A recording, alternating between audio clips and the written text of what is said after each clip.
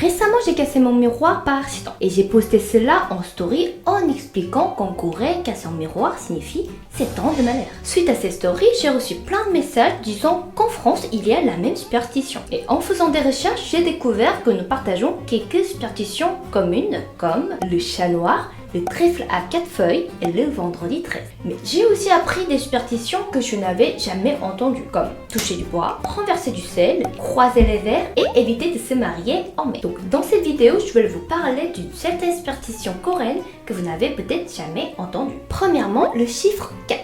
Le chiffre 4 qui est prononcé sa en coréen est considéré comme de malchance, car il a la même prononciation que le caractère chinois pour mort, ça. Bien que les caractères chinois soient rarement utilisés aujourd'hui, pourtant leur présence était courante jusqu'au début du XXe siècle. C'est pourquoi, si vous avez déjà visité la Corée, vous avez peut-être remarqué que le bouton de l'ascenseur est remplacé par la lettre F. Car l'utilisation du chiffre 4 est souvent évitée dans la vie quotidienne. Deuxième, les rêves de caca. Contrairement à d'autres cultures où les rêves de caca sont vus comme des signes de malchance, ce rêve appelé tongkum est généralement interprété de manière positive en Corée. Donc, rêve de caca est souvent considéré comme un signe de prospérité à venir, car cela symbolise l'élimination des mauvaises choses, laissant ainsi place à des nouvelles opportunités, à la chance et à la richesse. Donc, certains Coréens achètent même des billets de loterie après avoir rêvé de caca. Troisièmement, nom écrit en rouge. Écrire le nom de quelqu'un en rouge en Corée est considéré comme de mauvais augure, car traditionnellement, on écrivait les noms des défunts en rouge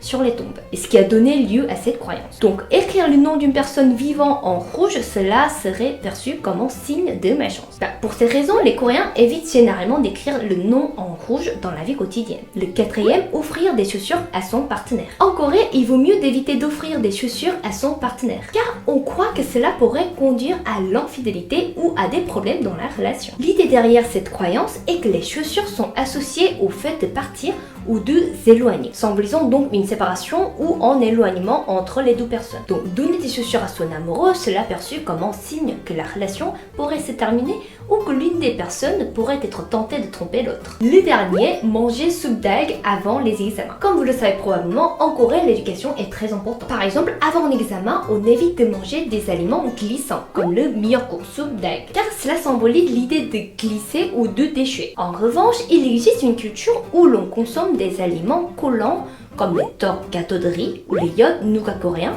qui symbolise l'adhérence à l'examen. Donc le jour de l'examen, le sunon qui est équivalent du bac en France, il n'est pas rare de voir des parents coller des yachts devant les portes des salles d'examen. Alors dis-moi dans les commentaires si vous connaissez des superstitions similaires ou bien d'autres superstitions françaises.